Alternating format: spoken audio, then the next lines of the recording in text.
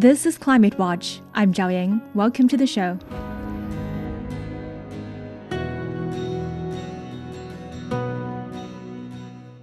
The European Union has reached an agreement with Beijing on general guidelines regarding the pricing of Chinese electric vehicles. The move could potentially replace the punitive tariffs of up to 35.3% that have been in place since 2024. Days later, Canada announced it would allow up to 49,000 Chinese EVs to enter the country at a most favored nation rate of 6.1%.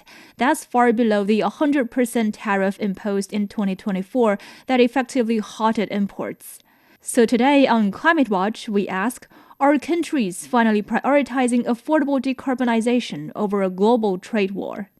Joining us now from Brussels is Arvea Marieni, European Climate Pact Ambassador. Arvea, thanks for joining us. Thank you very much for inviting me. My pleasure to be here. First of all, can you explain to us what a minimum price undertaking exactly is, and how does it work in practice for a Chinese EV maker selling into Europe?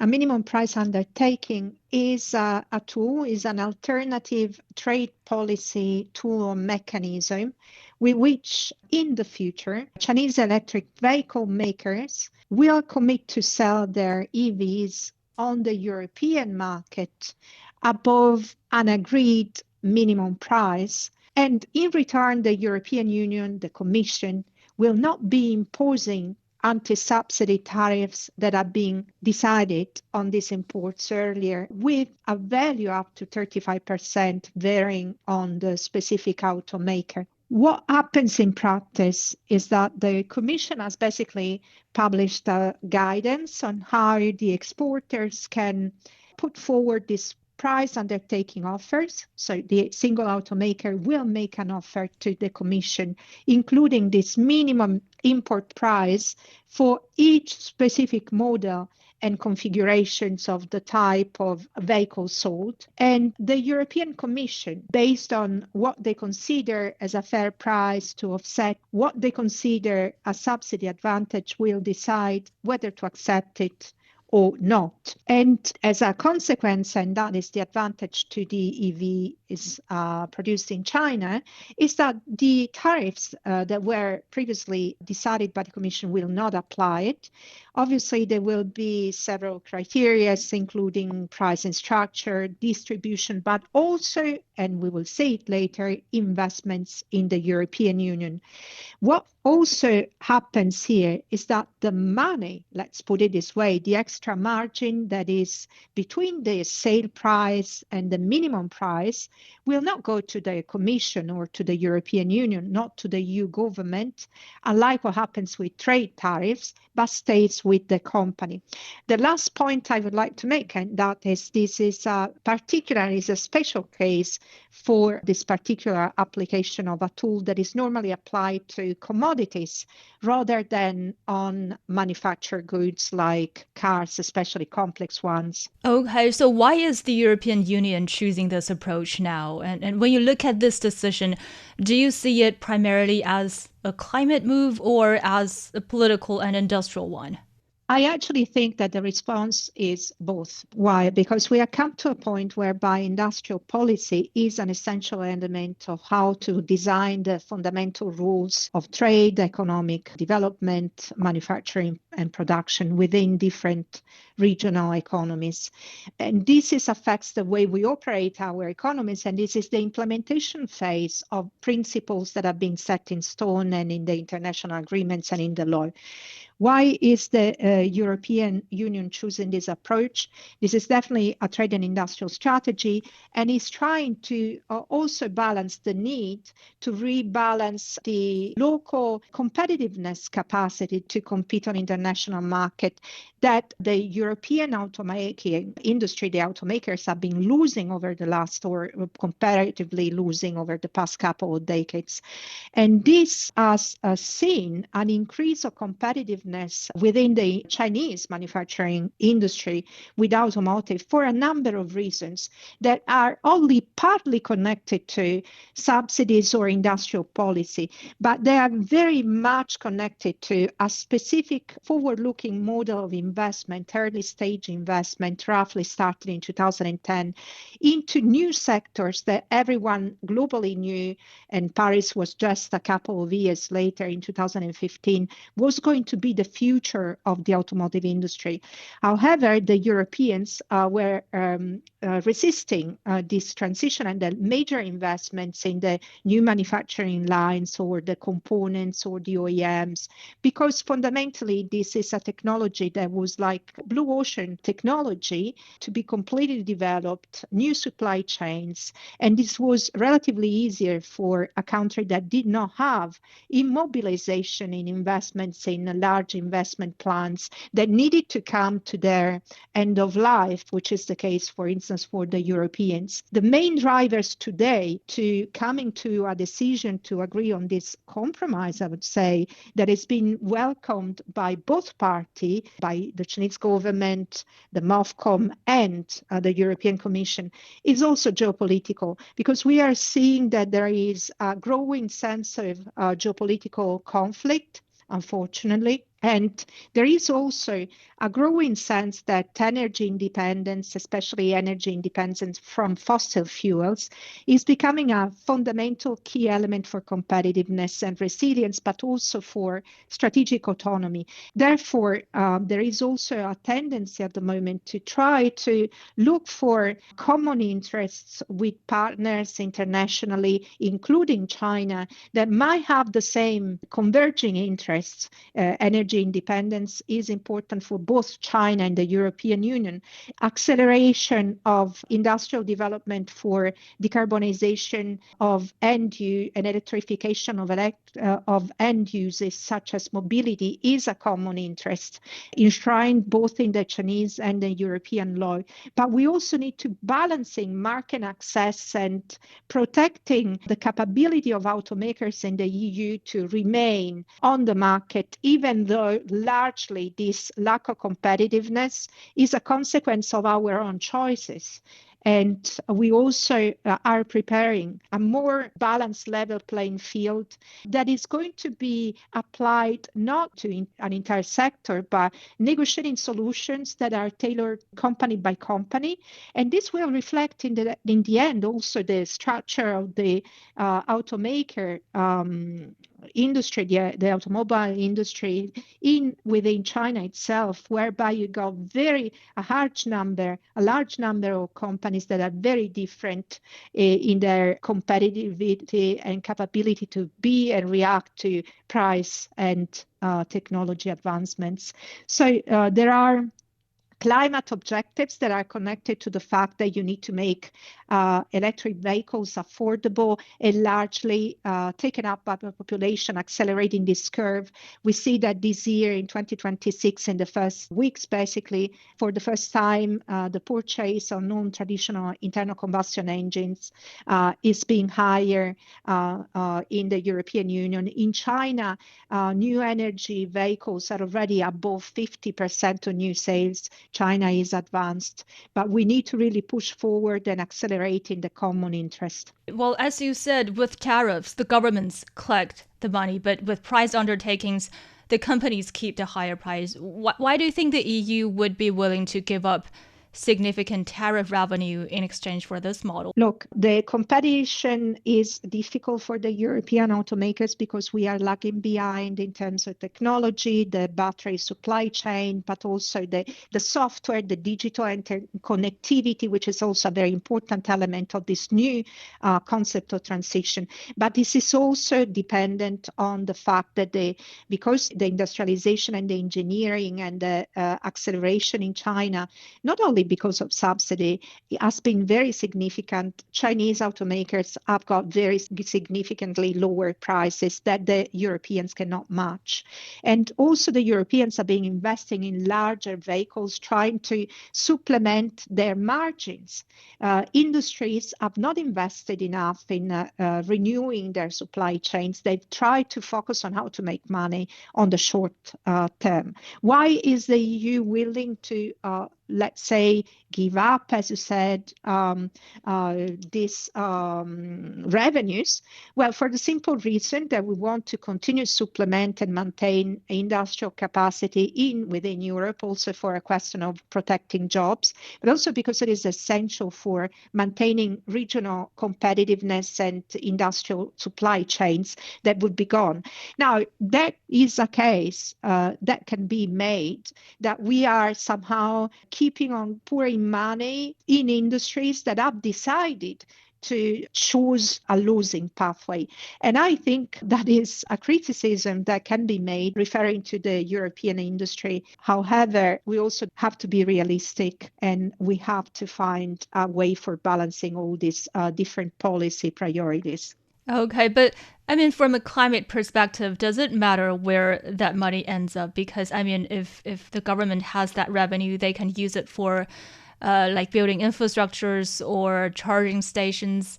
But now, is this essentially a choice between public climate financing and private climate investment? I do not really want to frame it this way, because the reality is that we need huge flows of both public finance and private investment, and that the transition will be doable in China and in the European Union only as long as societies can go along with it and see the benefits.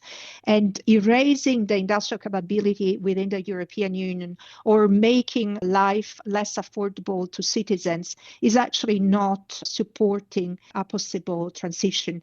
And we see the backlash in Europe. We see the backlash and the challenge that the Commission is facing while trying to accelerate the implementation of climate objectives, to the point today that there is a call for broad simplification that is actually not broadly in line with our set laws in terms of both environmental and climate regulations. And this compromise, let's put it this way, allows for creating the conditions for maintaining the industry, maintaining the jobs, maintaining also the margins that allow for profitable operations of industrial companies, but also lower the price of EVs on the internal market, because thanks to these price offers coming from the Chinese EV makers, unavoidably vehicles will become more affordable and prices will go down in Europe as well. And this will be another contribution of cooperation. We have probably to frame this agreement as a step in the right direction of competitive cooperation towards common trade redesign objectives. We need to make trade more climate compliant, and this is a way to do that. Okay, and as you mentioned earlier, this guidance says the EU will consider Chinese companies' future investments in Europe. Is this just about climate and jobs, or is this also a strategic way to pull advanced battery and EV manufacturing onto European soil? Because, you know, the EU has long criticized forced technology transfer, but is it now essentially doing the same, like using market access to encourage Chinese firms to bring their most advanced capabilities into Europe? Well, I wish to remind that after 78, one of the main tenets of China joint venture policy was to foresee a 51% majority from a local partner. And I've been claiming already some time ago, even before the Commission would move towards this more pragmatic approach, when there were calls for real decoupling, even more than de-risking, I was calling for some sort of taking up of the Deng Xiaoping's page on investment and trade for the European Union. And I think the latest trip of President Macron of France that highlighted this same approach, Macron was calling for investments in the European Union, is very realistic, because today there has been a sort of a shift in relation to what was the situation 30, 40, 50 years ago. We were dominating entire technology sectors. By saying we, let's say traditional Western operators. And nowadays, innovation has happened and has consolidated, and engineering has allowed for industrial scale up and market uptake in China. We now are lagging behind in relation to China in very many technologies that are critical for the common transition. Therefore, it is important that we consolidate this capability also in Europe. I think it is in the interest of China, and I think that the fact that the Chinese government has happily welcomed this compromise is a recognition that there is not going to be, even for China, a possibility to move forward, not only on climate policy, but consolidate and restructure the international set of rules that has allowed to govern international trade and globalization in a common vision for the past 80 years after the Second World War, then specifically after the 90s. So I think it is a very important thing. And we also need to consider that as much as China highlights the importance on reducing dependence on imports, the Chinese government is taking very serious and very consistent steps towards national autonomy and resilience in many sectors. And this is strategic autonomy. We also in the European Union have to start building up that strategic autonomy. And that has always been my position, not only towards China, facing China, but also other international partners. Okay, actually, we know that Chinese EV investments in Europe are already happening, like the factories in Hungary. How are they doing right now, and how do such kind of localized production support the EU's green transition? It is very important, and as you describe it very well, there is a restructuring within the European market itself. Basically, there are being newcomers in relation to older and more traditional car making, producing countries. I mean, the lead role was Germany. We have seen in the last years that production and facilities are moving towards countries whereby, for instance, Spain or Hungary, there has been a significant investment in clean energy. So the localization of renewable energy capacity is also important for the future competitiveness. Hungary has invested in a very consistent manner with a full supply chain approach, integrating long distance railways, battery production with CATL, and the full components of this transition. And Volkswagen is going to produce significant numbers of EVs in Hungary, while it is closing down some factories in Germany. The Audi plant is already closing down in Brussels. Hungary is actually celebrating new investments. And this is because Budapest is positioning itself as one of the main centers for the future European car and battery production. BMW has invested 2 billion to build a new plant in Debrecen for the next generation of vehicles. BYD is active in Hungary with e-bus production, which is also a very important part of the market, of the mobility market. And both facilities actually started operations already in 2025. And this is really a consequence of this industrial strategy, focus strategy on electric vehicles that has been a characteristic of the Chinese policy planning, starting very early in 2010 and creating also market by means of public procurement. If I think that there was a clear mandate, for instance, for Shenzhen, which was identified very early as the beacon of these new industrial capabilities for the whole supply chain to actually replace the traditional public transportation means that were internal combustion engines with EVs, and that at a time where the efficiency of batteries was much lower than today. So the decision of early investments and also the capability of the Chinese government to decide to assume, to accept some cost and some burden of investments for creating and strengthening the technology is paying now, is paying back now. So this is also why I think in a way, yes, it is true, it is industrial policy, it is true there is a level of subsidies, but in some ways we can also think that the Chinese consumer, the Chinese taxpayer, it has also started contributing to lowering the price of consumption in Europe. And is in some ways, if we want to stretch it, this is a position that some share is also subsidizing the European market. Yes, but I am thinking if climate change is a collective action problem, does it even make sense for countries to compete so fiercely over who gets to manufacture green technologies and argue about this kind of subsidies? Shouldn't we just let people buy the EVs at lower prices that they can afford? And to what extent do you believe protecting domestic industry could somehow undermine the very climate goals those industries are supposed to serve? I would like to answer by quoting Commissioner Teresa Ribeira when she was the competitiveness commissioner, Teresa Ribeira, when she was basically in front of Parliament at the moment of the start of her work. She made it clear during this confirmation hearing that there are these new global competitors emerging.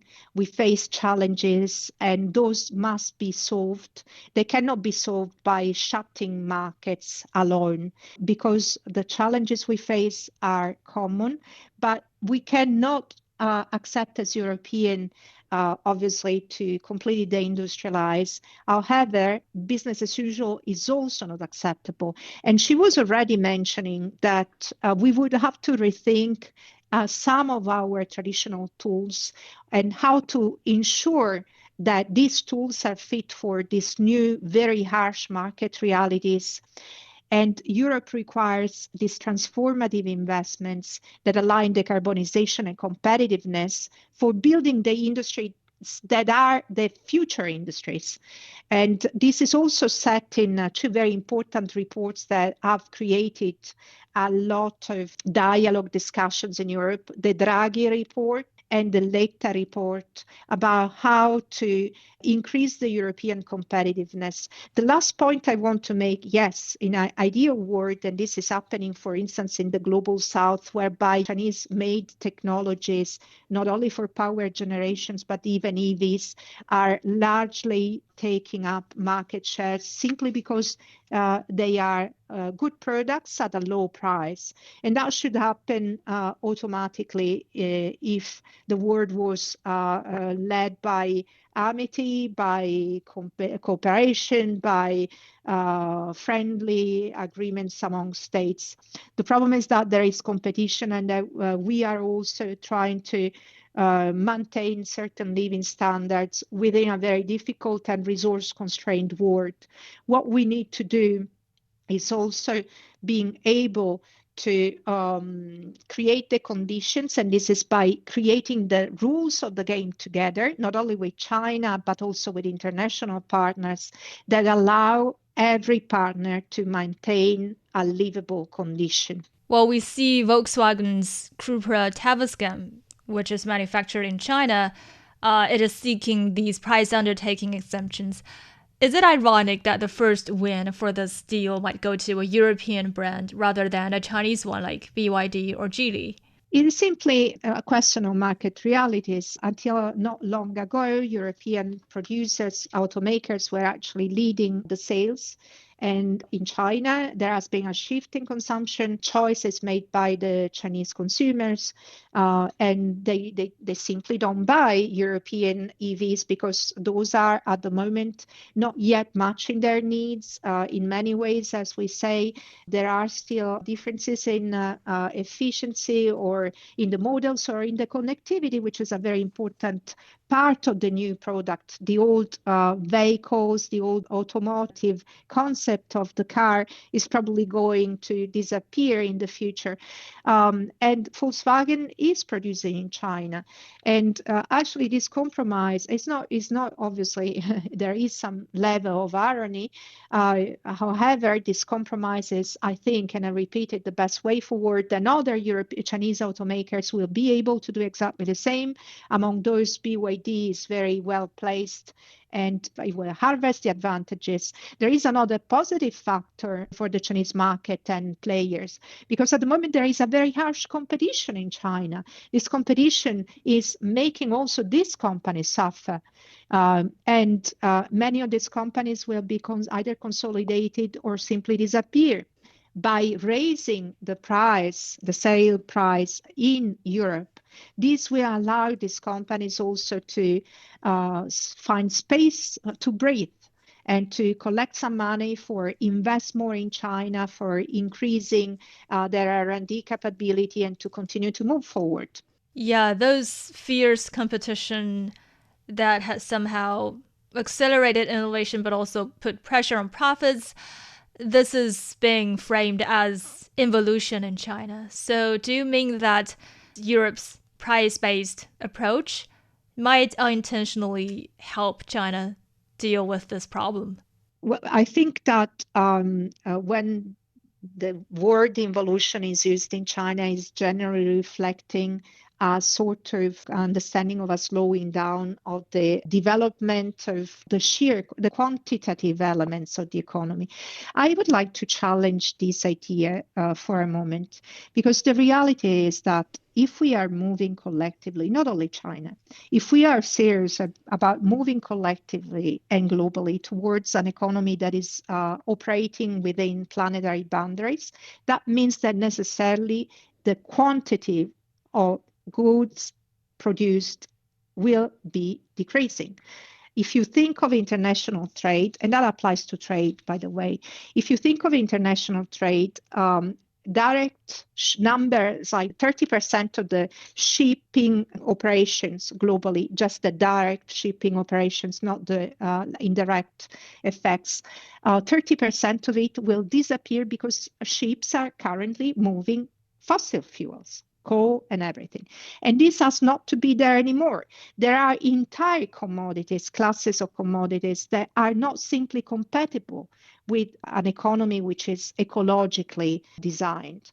And in a way, what is happening in China is very interesting, because the idea of this huge societal transformation is led by the reduction of an intensity of resource usage and moving towards a more service-oriented high quality type of production and consumption. Obviously, China is setting itself as a sort of a pilot for something that is a complete revolution of the way we even conceive not only industry, but also the economy and trade.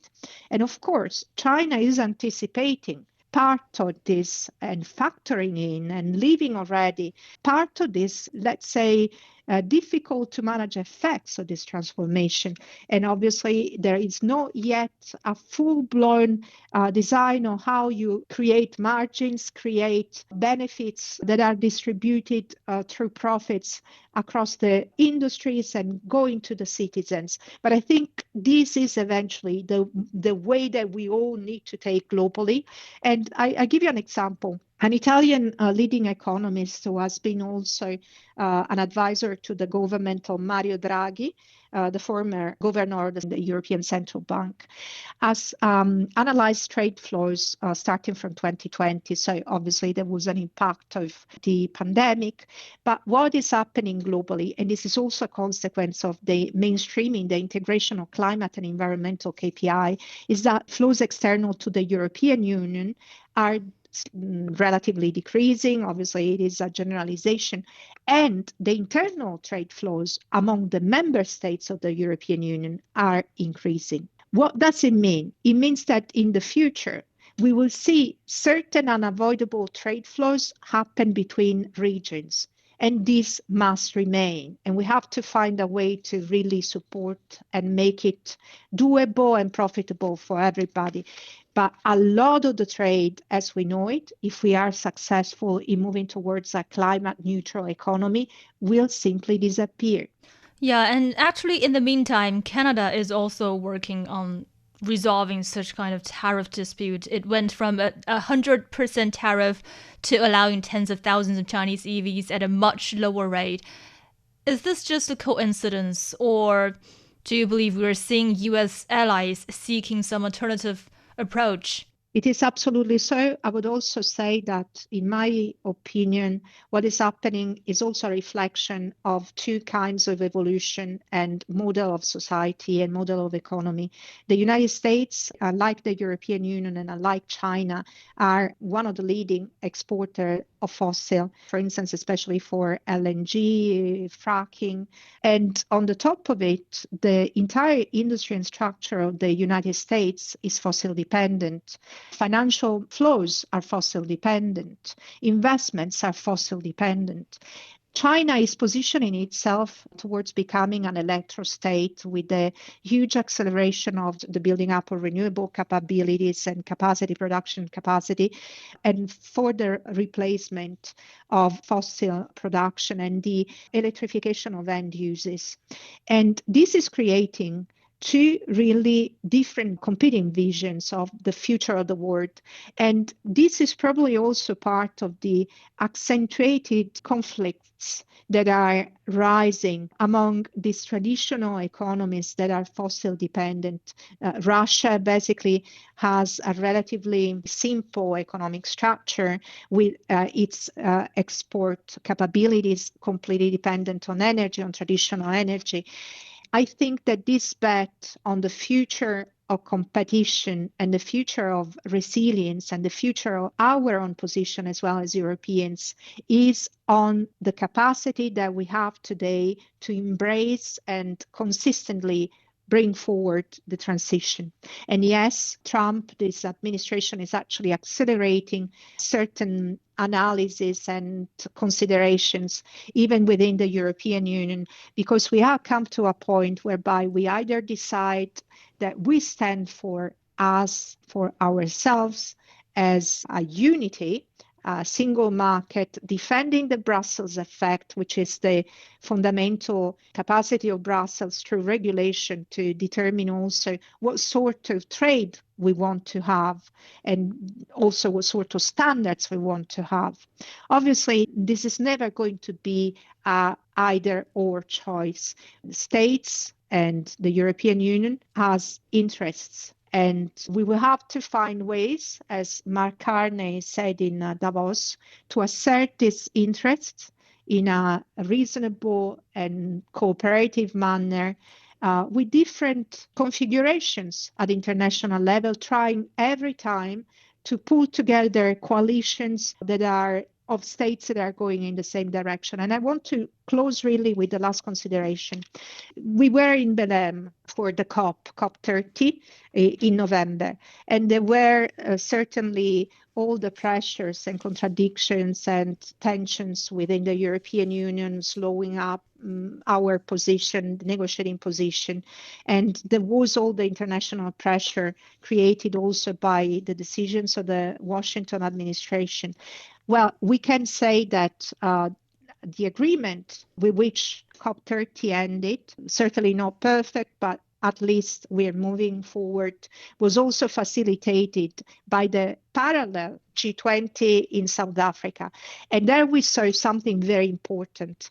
In spite of the demands of the US government, the international community represented by the G20 reaffirmed the principles of the UNFCCC, reaffirmed the principles of transition pathways, and reaffirmed that the world stands for finding cooperative solutions and not moving towards conflict. Thank you, Arvea Marieni, European Climate Pact Ambassador. Thank you so much for joining us today. Thank you very much. And that wraps up this edition of Climate Watch. You can find more episodes on your favorite podcast platforms. Just search for Climate Watch and hit subscribe. Don't forget to leave us a quick review or share it with a friend. You can also email us at radio@cgtn.com with your questions or feedback. And stay updated on the latest climate stories with our Substack newsletter, Climate Choices. I'm Zhao Ying. Thank you so much for listening. See you next time.